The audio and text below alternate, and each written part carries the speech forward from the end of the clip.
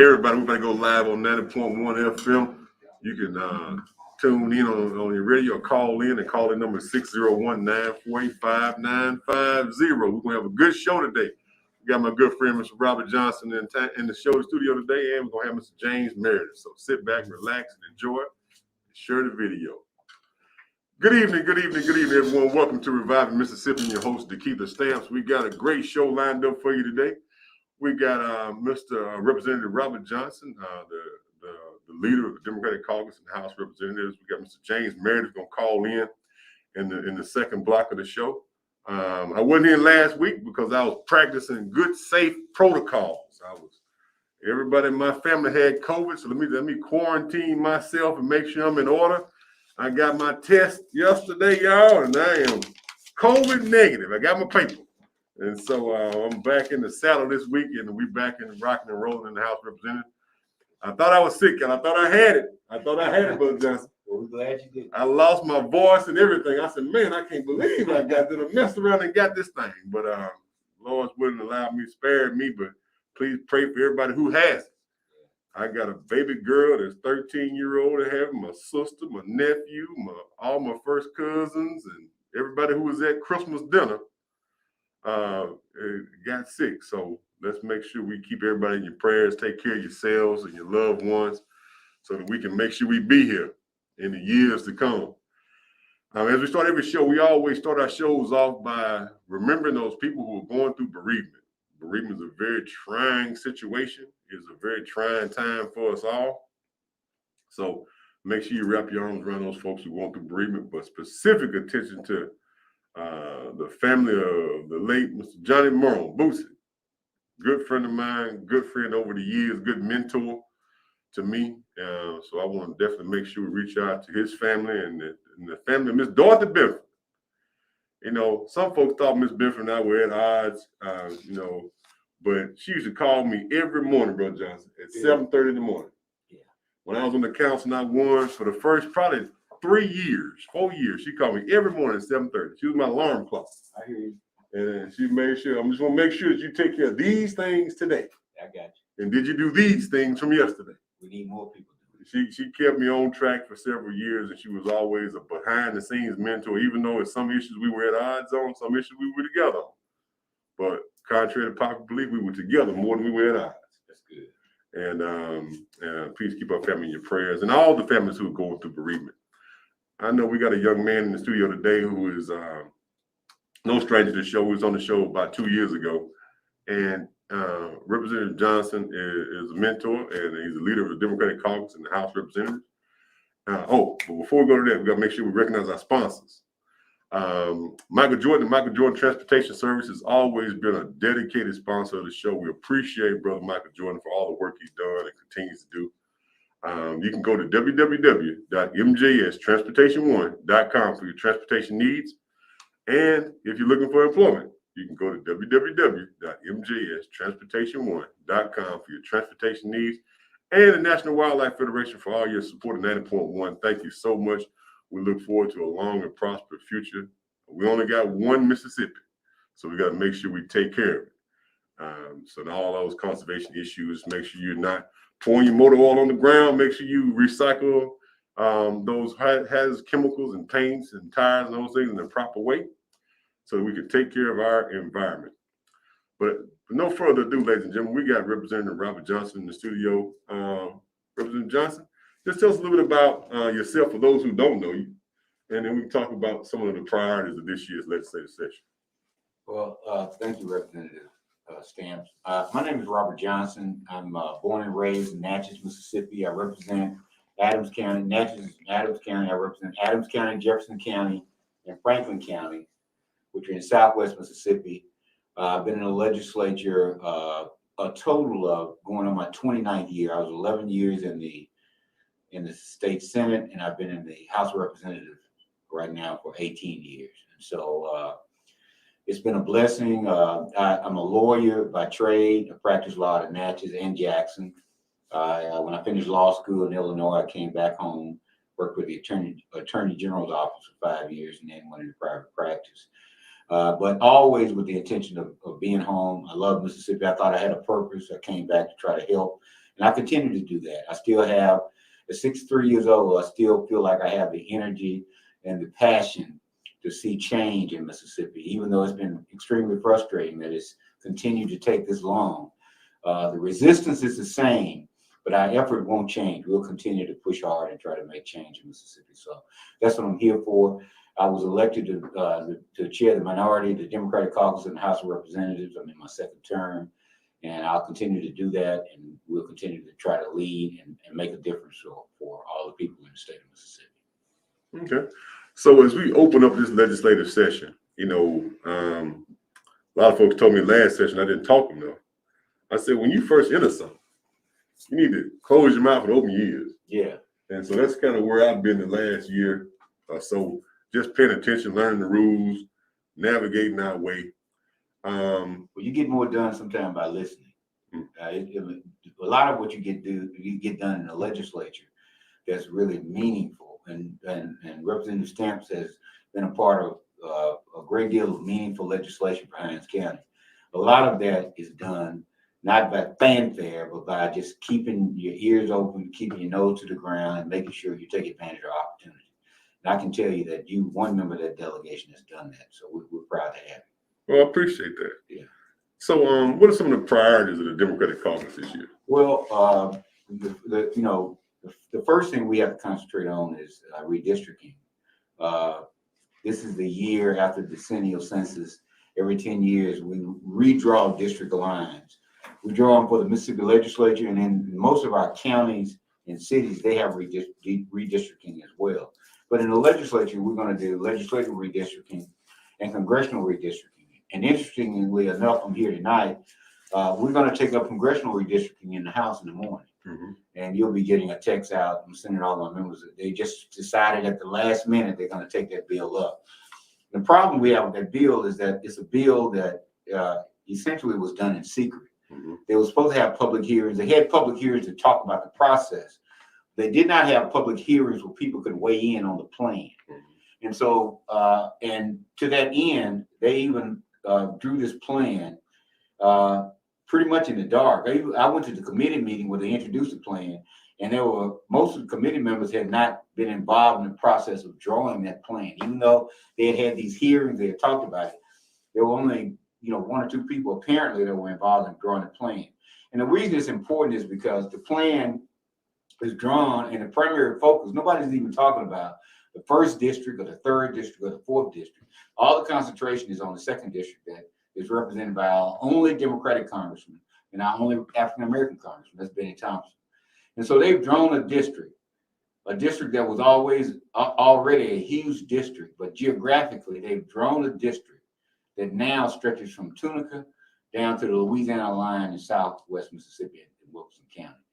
And that is a geographically impossible district for anybody to really manage. Mm-hmm. And it's an impossible district to represent effectively. Geographically now, if we were to accept that district, represents 40% of the geographical area of the state out of 4 districts. Mm-hmm. And that is just doesn't meet the the statutory criteria, one of which is compactness. Mm-hmm. And so we're going to offer an alternative plan tomorrow to offer a plan that we've drawn that will give the second district, it's not just about Benny Thompson, about the ability of African American Democrats to elect somebody in the second district. We're going to offer a plan that will be more compact and doesn't add these other counties. It makes it impossible. So that's one of the priorities, legislative redistricting. We want to increase our numbers, our ability to have an impact for the people in the state of Mississippi, the things we're interested in. We want to see economic development in Hinds County and all the areas west of I-55, where African Americans and people, a lot of poor people live. We also want to make sure we get infrastructure, bridges and roads in that area, these areas that we live in that have been neglected. We want to make sure we do that. And we want to make sure that people have adequate health care in all these areas. Medicaid expansion is a big part of that. And taking this $1.8 billion and spending it with community health centers and rural hospitals is something we need to do. And we don't need, and small cities, 40% of the towns and cities in this state have populations of less than 2,000. Those people don't have, as the lieutenant governor requires, matching money to take advantage of the $1.8 billion the Democrats send down here. So we want to make sure those people are adequately taken care of, and we want to make sure that happens. So those are the kind of things that we're concentrating on, and those are the things that are going to be our priorities this session. You know, one thing that I've always loved about the legislative process is that it is a process. Yes. Could you talk a little bit about that process of how a bill becomes a law and how you navigate that process? Let's say, so you're elected to the legislature, and every year during the year, your job is to pay attention to what happens in your district and to find out what the needs are and what are necessary. You come to the legislature sometime late summer, early fall, or sometime just before the session, or right during the first 1 or 2 weeks in the session, and you request legislation. Mm-hmm. We have a staff of attorneys that when you request legislation, they write that legislation for you.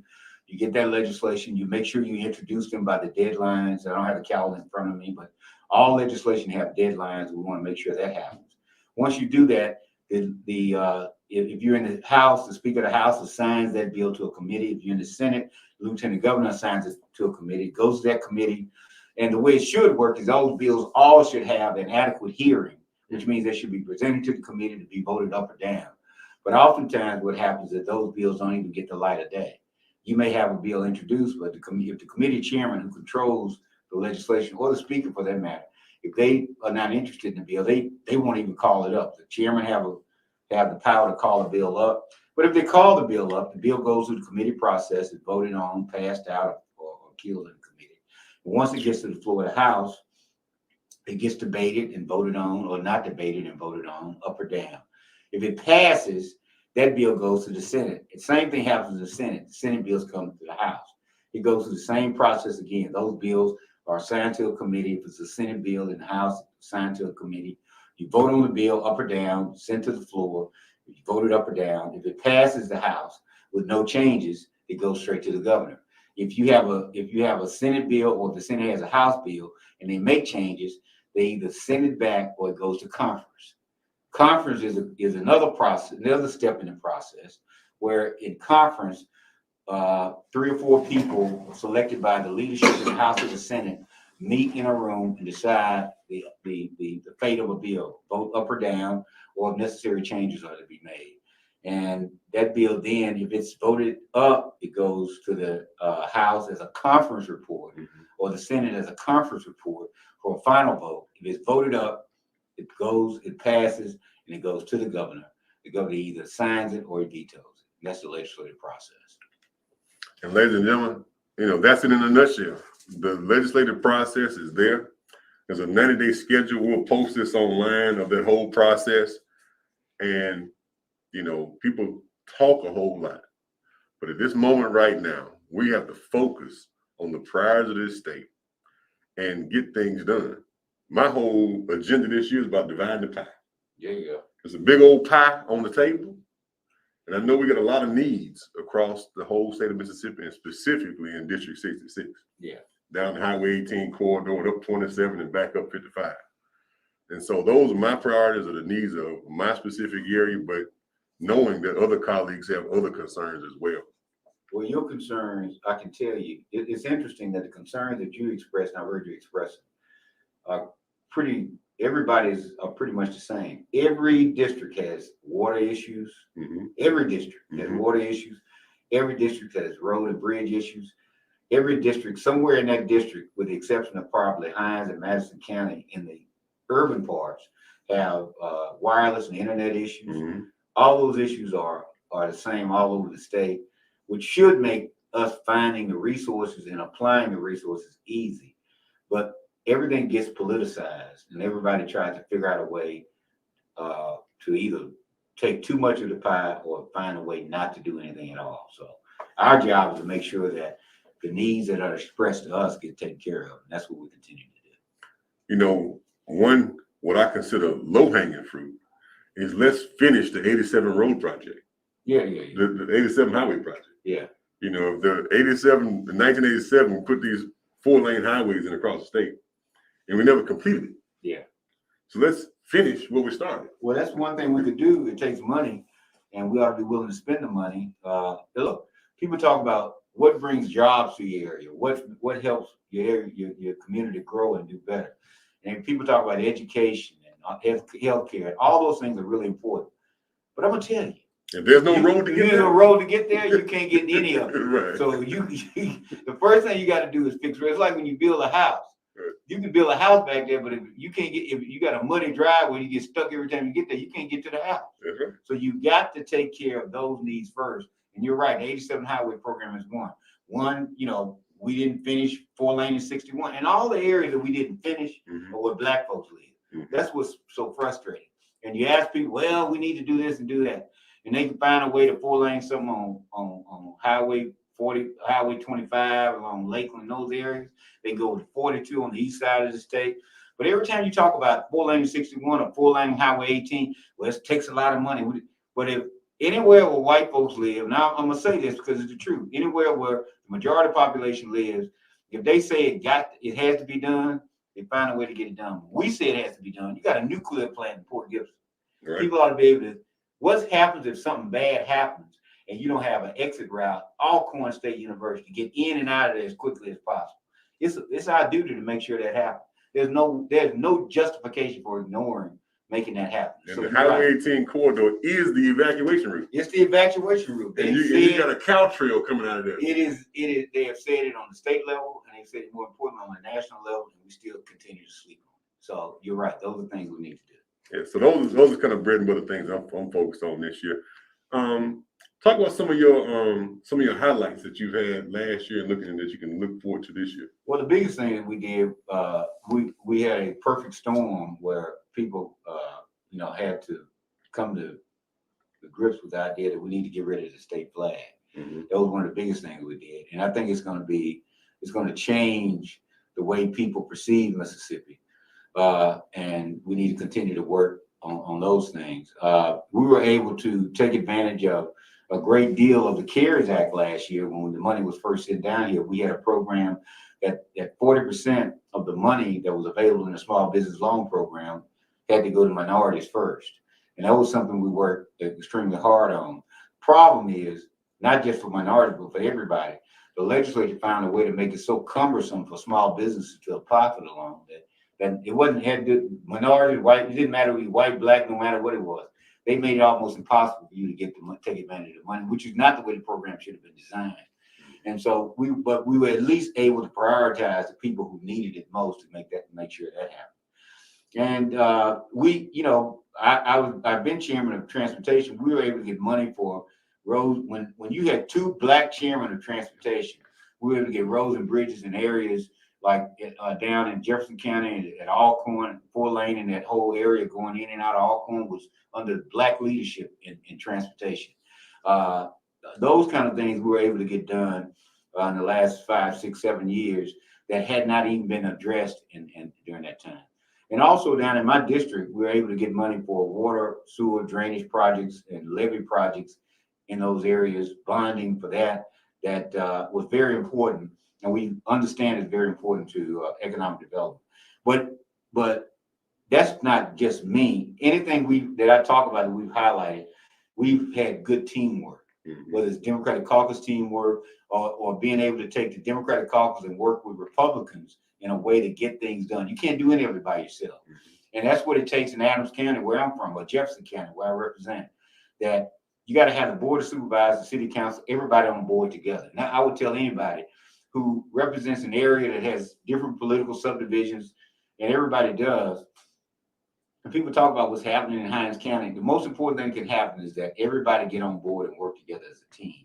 You cannot lose when you work together as a team, but you can't win if you operate separately. That's a good segue to a topic everybody's asking about. What are you going to do about Hinds County? My message to them is real simple. We got too much money on the table, and we got too many problems on our back to be arguing amongst men. Well, we do have, it is too many problems. And the argument, if everybody involved in Hinds County would step back and realize what you're arguing about amounts to vanity, not anything substantive. With the kind of money that's available, you should all stop talking about who's going to be president and who's not going to be this, and try to do what you can to help people. That's right. At this moment right here, this is not the moment to be arguing amongst ourselves. That's right. This is the moment to put the problems and issues of our community at the forefront and be shoulder to shoulder together. It takes a team. It takes a team. Yeah. So they need to be working with you instead of fighting each other. They need to be working with you and the rest of the Hinds County delegation to take advantage of what's there. You know, I got Mr. James Meredith. Let me see if I can get him on the phone. He said he wanted to chime in. That'd be good. Let me see if we can get him on here. Some of that wisdom. Let me see here. Hey, go ahead. Hey, send him through. Send him through. Hold on, Sherry. We're gonna send him through.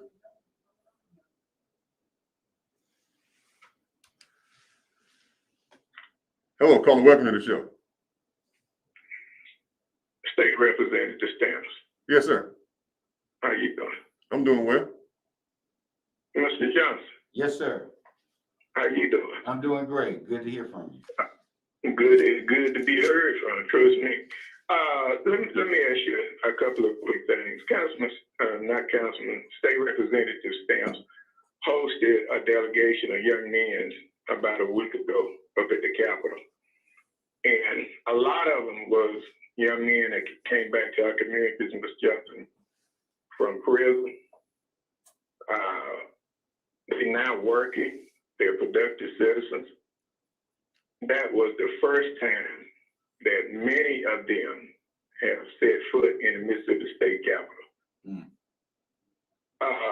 DeKeither, if you will, share with your colleague what how the eyes of those young men live, and then I got one follow-up question. Well, it was a great meeting. We appreciate all of the pastors and other members for participating. There was a group of young men who were able-bodied, ready to work, but more importantly, ready to get serious about being men in our community. And so Mr. Jones and Apostle Coward and several other ministers facilitated the meeting. And it was a good turnout, and we look forward to doing it again as COVID protocols allow. Mr. Johnson, let me ask you this. 150 homicides in the capital city of Jackson. And we're seeing that trend in small communities. So it's not unique to Jackson. But with the abundance of money, $1.8 billion that the state been sitting on like a chicken sitting on an egg. That's right.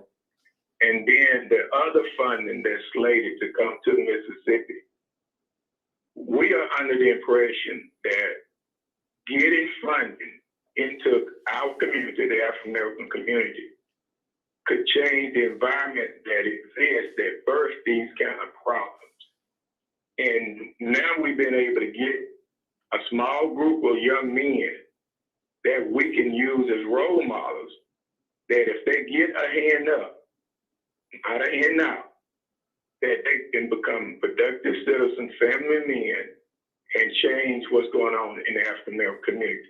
What do we need to do? Because see, I'm on my way out. Let me say it like that.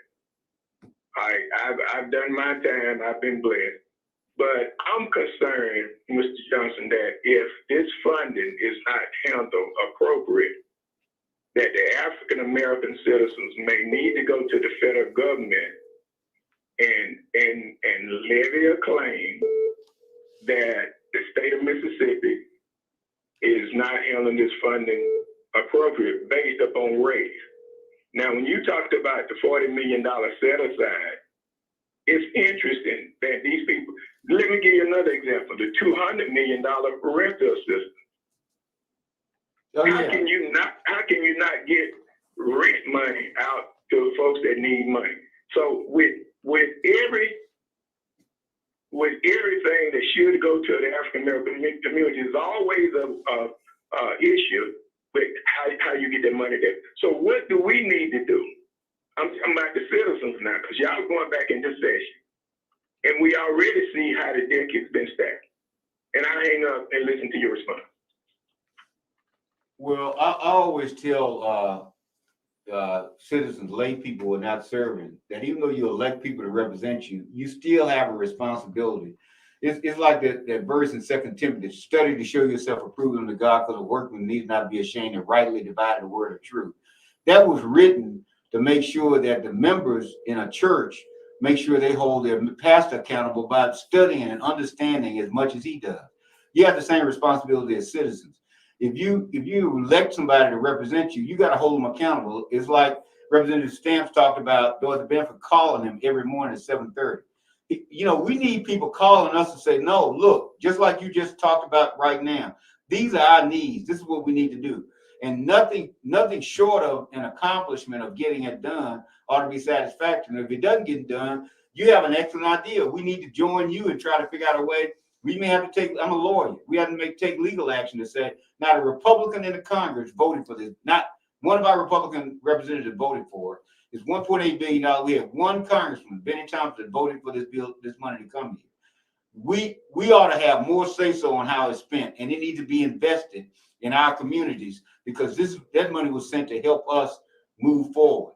And so I would encourage you and everybody else to get on the phone, call your representative, tell them this is what we need. We want to see records expunged for people who have served their time, especially people for marijuana. Especially, we getting ready to make billionaires out of white business people, and we don't even want to let people out of jail who were arrested for just possession of marijuana. We not only let them out, we ought to be expunging their records and acting like it never happened.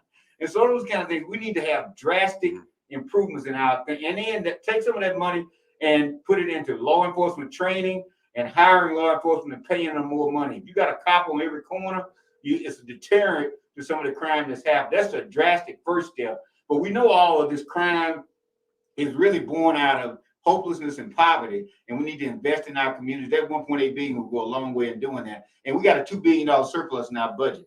All of that needs to happen. We don't need to stop until we make sure that happens. All right, let me make sure I make this phone call. Hey, Andy, can you come around and tell me how to use this phone? I need to call James Meredith. Hold on one second, y'all. We're gonna get Mr. Meredith on the phone here. I think I can. 1 second here. Am I doing it right? We're gonna get it together in a second. Come here for a second, Andy. Okay. But we about ready to call Mr. James Meredith, y'all. He asked us to give us a call. He was at the Capitol today, and he was educating us on his mission that he is, hold on 1 second. Hey, Sheriff. Hey, Dallas, how you dial this number on this phone? Which number you want? Right there. On that phone? Mm-hmm. Hey, bro. Hey, man. You're in training, right? I'm in training over here, ladies and Yeah, I gentlemen. got you. 1 second. We got to get Mr. James Meredith on the line. He told me to call him at 6:30.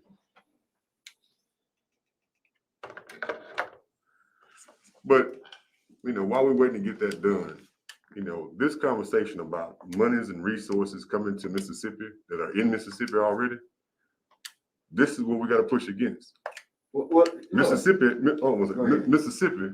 has a Republican governor, Republican leadership, and Black folks run some of these major cities, just like in Louisiana, just like in Tennessee, just like in Georgia.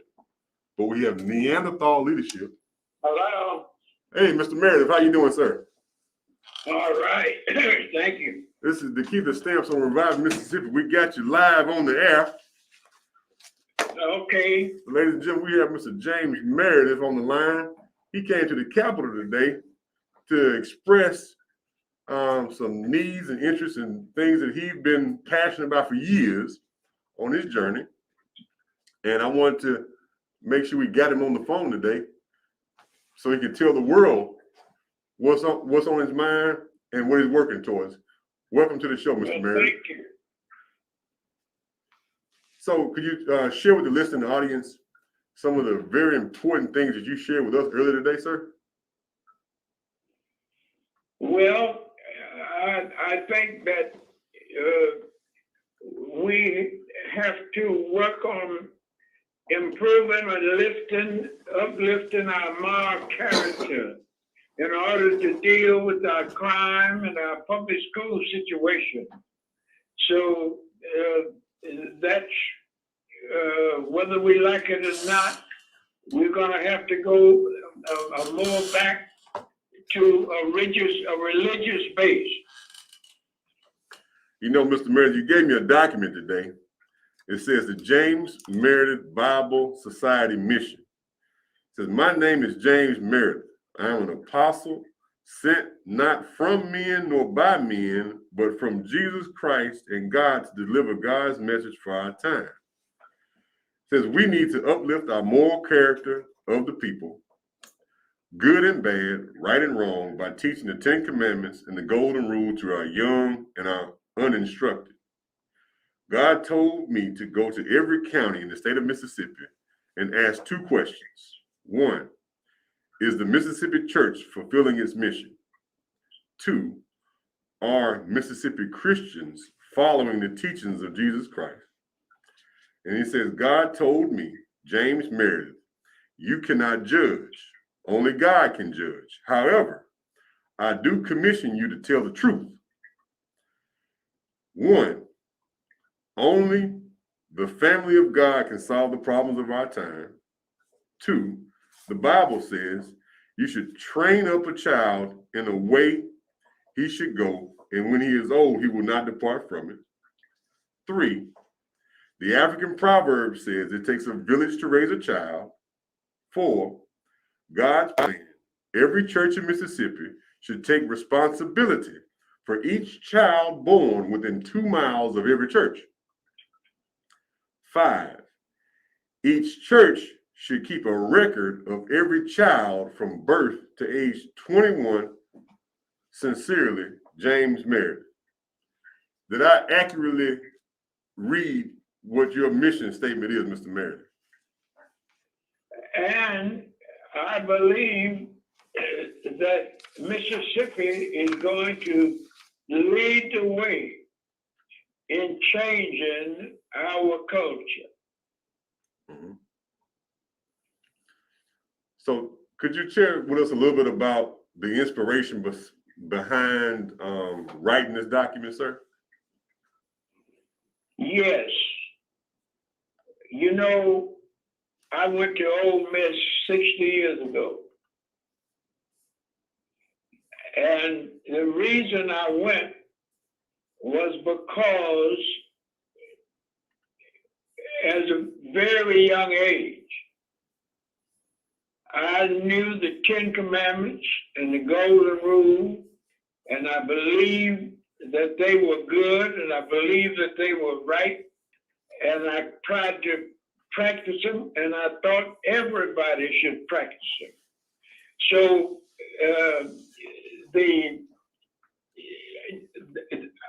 I talked to many police officers in Mississippi, and they all tell me that when they arrest most blacks, they do not know right from wrong, good from bad. And because we don't teach our children right from wrong, good from bad. And we're going to have to start doing that. Mm-hmm. Yes, sir. Now, if someone wants to help in your efforts and participate in your efforts to spread this message to all 82 counties, how do they do that? Well, I'm available. I actually am willing to any group of elders, anybody that want to deal with the moral character problem. I'm willing to meet with them and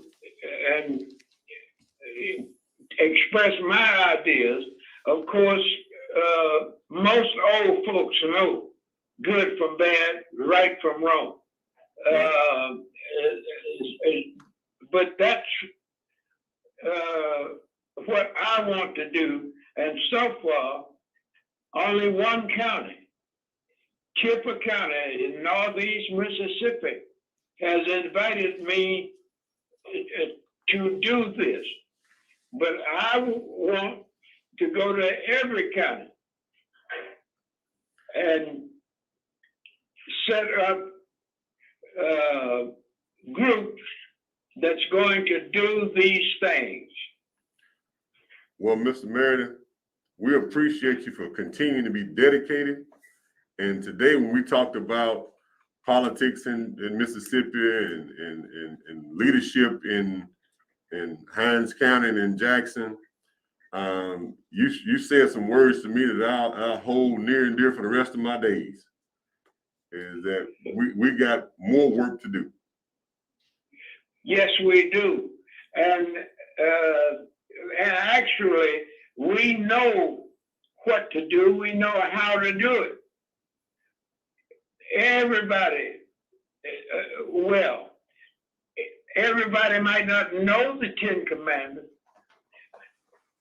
but they know where to find it. Yes, sir. And everybody just about know the golden rule, do unto others as you would have them do unto you. And of course, if anybody follow that, that'll change their whole conduct. And we're gonna, we shared this letter, the documentation you gave me today. I shared it with each member and put it inside their mailbox as I was instructed to do. And for those who listen on the radio, Mr. Meredith, could I give out the phone number to call if they would like to contact you? Particularly anybody, but particularly elders. Okay. So if you're a senior leader, Mr. Meredith's phone number is 601-209-0131. 601-209-0131. And I'm a strong believer that old men are for wisdom and young men are for war. And we need folks to, if Mr. Meredith is willing to keep his hand on the plow, there's a whole lot of others of us who need to put our hand on the plow as well. And anybody over 30 years old is an elder. Anybody old enough to be a grandparent, and I know a bunch of 30-year-old grandparents. Yes, sir. Well, thank you very much, Mr. Meredith, for calling in. We're going to have you back on the show for a full hour in the coming weeks. But thank you so much for taking time out to share a few words with us. And we look forward to having you at our next meeting, sir. Thank you. Yes, sir. God bless and have a good night, sir. Thank you.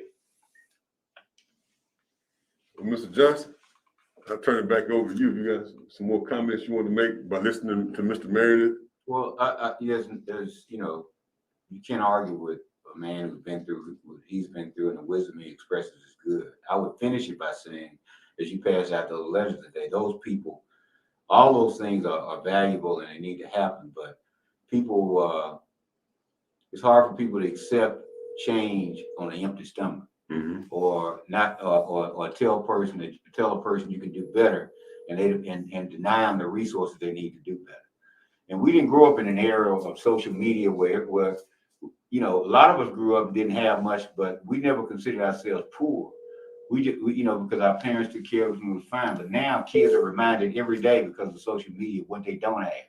And they end up thinking it's a way to get out there and get it quick. The best way that churches can get involved, not only to teach, but also to take advantage of resources and help people. You got to help feed people. You got to help take care of people. You got not just teach them, but show them there's an opportunity out there. But it's our job too. It's like you put those letters on all the legislators' desks. All those people love to talk about their Christian values and how important it is. But, faith without works is dead. And if you're not willing to help your capital city fix its water problem, a water problem that in some cases is causing death to some people because the water is poisonous in some areas. It needs to be treated right. This is your capital city. If you're not willing to invest in that, then that's just empty words. Don't tell me how you care about people, but you're not willing to take the funds that you sitting on, that you got available, and help a city that your capital is in. Let me catch this caller. Hello, caller. Welcome to the show. Peace unto all men. Well, I'll be calling, brother, What's that, brother? James told me I was refused. I don't know. Why would you feel that? I don't know. But Robert, you are foremost attorney. I think you have proud of lawyer experience, right? Yes. Okay. I have a little bit. But I think we as people, we as Negroes should take a different approach, because there are legislation out there that was passed even under Donald Trump that, you know, it's mind-boggling and unsettling to me that you have people in the Black caucus. It's like what was told to me, and what was told to me, it's time to change the game. You know, these people are making political moves, like they're want to combine Lexington County and that district with Benny Thompson. That means he's going to be gone because Black people don't vote, right? That's not true. That's not true. Black people vote. And that's what they do is Black people vote. The percentages, and I won't allow people to continue to say Black people don't vote. Our voting turnout is comparable to anybody, any race, anywhere. What they do is, and what they're trying to do with Benny Thompson, is dilute your strength by stretching this district so geographically large that your vote won't have the same impact. But Black people come out and vote. Benny Thompson is a testament to that. They come out and vote. So it's not that Black people don't vote, but what's happening at the legislature now with redistricting is, Benny Thompson said, give me some of Rankin County, give me some of Madison County and Hinds County, but don't stretch my district so large that I got to go from Tunica to Franklin, Adams, and Amite County, because nobody in this state has a district where 40% of his district, if you got 4 congressmen, and Benny Thompson almost has half of the geographical area. Nobody Black is, what they're doing is setting it up that you can be a rich white man and win that district, even with a majority Black vote, if you make it big enough, that all it takes is money to win.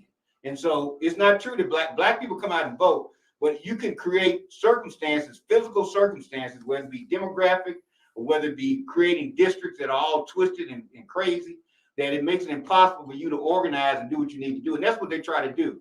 But that's what we're fighting against right now. But Black people, if you look at the numbers, Black people turn out to vote. That is just an untruth that has been placed upon our community. When I look at the numbers, in my Gatsby district, Black people turned out to vote. But what Mike Gatsby did when he ran for Congress, he thought there were going to be white people that come out and vote for him. They didn't vote for him. We need to continue to campaign to our strength, to our base, and encourage us to come out even more. There are more Black people could come out, but in terms of voting percentages, we vote at the same rate that they do or better. We got a couple comments that are on Facebook here. It says, hold on one second. What's the plan? Hold on, let me put it up here. It says, what's the plan to get money? Is there a strategic plan to execute once funds are received? When it comes to, this is from Miss Monica Bradshaw. Well, the statute, the federal statute outlines how you spend the money under the ARP Act. And so if you qualify, if a city or county or an entity qualifies, you get the money. It tells you how to spend it. You don't need a plan. It tells you what you can spend it on, how it's spent. All you got to do is qualify to get the money. And the qualifications are not that stringent. So we need to, look, we have an opportunity to literally give money to places and people who need it. And we need to do that. People always talk about frontline workers. For instance, under this bill, one of the primary goals under the ARP Act is to make sure that you pay frontline workers. And all anybody ever talk about is nurses and doctors and healthcare workers. Well, garbage collectors are frontline workers. They have not stopped working. People who work at grocery stores are frontline workers. They never stop working. We never let teachers stop teaching. Even though kids may not come to school, teachers had to be at school every day. And so all those people are frontline workers. There's no strategic plan. There's a outlined statutory outline about what you can do. And all we got to do is do it and stop holding. The Republican plan is to hold on to the money. What we did with the CARES Act, they held on to the money long enough. They said, oh, the deadline's gone by. Let's just take this $186 million and use it for something. You know what they used it for? They gave it to Walmart, Nissan, Toyota to pay their their unemployment fee that they are responsible for paying, instead of taking that 186 million and giving to people for unemployment, gave it to companies where they wouldn't have to pay that fee themselves. Now that's what we got to watch out for. Don't let them hold on to money and continue to make people rich who are already rich when you ought to be giving it to people who are working every day. That's the strategic plan we got to have. There's no plan about what to do with the money. When there's clearly, look, Hines County needs money for water. You don't need a plan to say, I'm gonna put money in water treatment. Hines County needs money for bridges. You don't need a plan to say, this bridge is out over here. That money is available. The biggest problem we got is making them turn it loose so we can use it. That's what we need to do. Monica also says she made a comment about corporate welfare, but then asked, when is the meeting for redistricting? Are they having a hearing? No, we're taking a redistricting tomorrow. They've had meetings all over the state. They've been meeting. They are going to shoot the bill as quickly as possible tomorrow. And that's what we've been working on all day, making sure we have an alternative plan we can offer. And then they're going to do legislative redistricting later on in the session. And I would encourage people like Monica to pay attention, follow the website, follow the legislature, see what's happening, and weigh in on what you think is the right thing to do. But we're taking congressional redistricting up in the morning in the House of Representatives. And so the reason we're a little fired up today is because we fresh out the fire. Yeah, we came straight from the Capitol. And so that's right. It gets thick real quick. It's not like it's one of those slow moving processes. Nah, you don't. If you come to the legislature waiting and we're saying what's going to happen, it's game on. Meeting all day, strategizing all day, how we're going to vote, who's going to speak, what our argument's going to be, laying the groundwork to do all we can do. Now they got the votes; they're going to pass what they want, but we're going to lay the groundwork. So this case is going to end up in litigation, but we're going to set the foundation for the right case when we make our case on the floor of the House tomorrow. That's our job. All right, send the next caller through here. I think we got it. Pastor Jackson on the line. Thank you, Brother Stamps. Hey, Pastor Jackson. First of all, your name of your guest there. Who is your guest? I didn't catch it. Representative Robert Johnson. Robert Johnson? Okay. Yes, sir. Yeah. First of all, let me say to Mr. Johnson, it's good to hear your voice. But I think sometimes when you all get at the table, like me, it's 2 or 3 years late. When you can't get at the table, regardless how many is there, if you got a horn, you gotta toot your horn loud and let somebody know some tooting is going on. People are dying out here. I don't know if you know it or not. I don't know where you live or where y'all live at, but they die every day. And we are sick and tired of being sick and tired. Every time something come up, nobody got no help. But half of y'all live in the white neighborhoods, and we down here in the trenches. I don't know if you drink the water. You might live in my, I don't know where you live, but I'm not trying to talk about you. But the water's not even fitting to drink. And I think Mr. Meredith is right.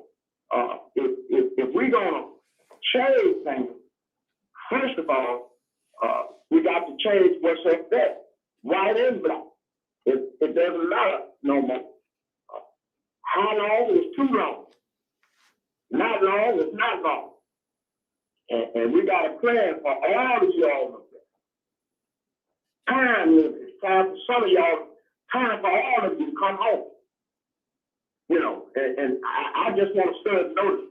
We ain't gonna put up with it no more. We're tired of y'all talking, taking trips, going here, going yonder, ain't doing nothing for the folk. We're sick and tired. I'm not mad at you. I ain't mad with you. But I want to let you know you reap what you sow. Thank you, Mr. Stamp, for taking my time. All right, well, Pastor Jack, we appreciate you. When it comes to meeting with constituents for redistricting, has that happened? Because from my understanding, they just talked about the process, but they haven't had meetings with the constituents about the lines and where they will be drawn. No, they didn't do that. The statute requires them to have public hearings or request that they have public hearings. They had public hearings to talk about the process. But at several meetings, people asked, when you get a plan, when you come back and let us talk to us about the plan, they didn't do that. I just want to make sure it's clear. That portion failed to be done, and that's what we're fighting against, is that the ramrodding of legislation through this process. Starting, today was, the start, or yesterday was the start, but tomorrow morning it's going to be all gloves off and game on.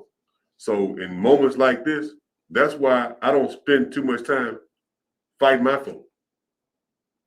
Because in moments like this, I don't have time. I don't care if I had an issue with Brother Johnson. Yeah. And we probably do have some things that we are on different sides of the issue. Right. But I don't have time to fight him right now. Yeah. Because the wolf is digging a hole in the backyard, taking all the chickens. Well, so right now we have to fight against the opposition that's trying to put us back into the 1700s. Well, I listened to the last call. He's right. We got to do a better job. It's our responsibility to do a better job. This idea that people are sitting on their hands. I know Representative Stamps doesn't sit on his hands. He advocates and works for his people. I know I don't. And I have a house in Hinds County and I have a house in Adams County, and both of those in the Black community. In my house in Hinds County, I have the same water problems everybody else has. Mm-hmm. And so I'm interested in making sure that all of that gets taken care of. I have a personal interest in it. And I feel a responsibility to African American people and the people in my community to make sure I do that. That's why I stay there. I've never lived in a white community. And so I want to make sure I continue to do that. And pastors have a responsibility too. It's more than just standing in a pulpit and giving the word. It takes work. You got to go out in the community and touch people and feed people and make sure they're taken care of. But you also got to do more, just like this Mr. Jackson got on the phone, chastise us. And hold us accountable. So we appreciate that criticism. We do need to do a better job. But I can tell you, the people sitting here now, we're working hard to make sure that happens. All right, so I do know that the time is coming short. We got about 3 minutes left to go on the show. I want to say I appreciate Representative Johnson for coming on the air. As you can see, it's a hot topic. We couldn't get all the callers in. We tried to do as much as we could because we had to meet our obligation to have Mr. Meredith on the line today. We're going to do a better job at answering the calls that are on Facebook because those are important as well. And we got to go work out some things this evening so we can be ready and put our gloves on first thing in the morning. So, Ladies and gentlemen, thank you for your time. Thank you for the 8 years that we've been here every Wednesday night. We appreciate all the listeners and viewers. Continue to comment. When I get home, I'm gonna go back through the comments and try to respond to as many of the comments as possible. And remember, everybody, never let anybody put you in a position where you don't love your own people. Because when you hate your own folks, you're part of the very oppression we're trying to lift ourselves out of. Remember our sponsors, Mr. Michael Jordan, the Michael Jordan Transportation Service. You can go to www.mjstransportation1.com for your transportation needs. And the National Wildlife Federation for always being a standing force to conserve our community. And Ms. Bradshaw, I will definitely give you a call on my way out of here. So God bless, Godspeed, handyman, get us out of here.